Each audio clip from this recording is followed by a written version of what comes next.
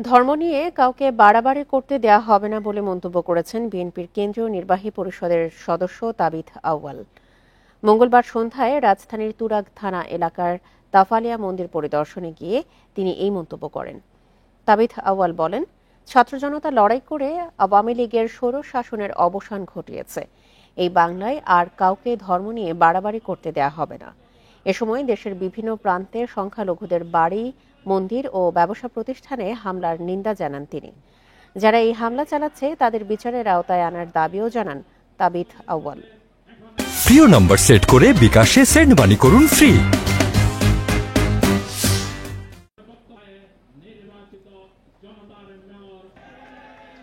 ধর্ম নিয়ে আমাদেরকে আর কেউ বিরক্ত করতে পারবে না।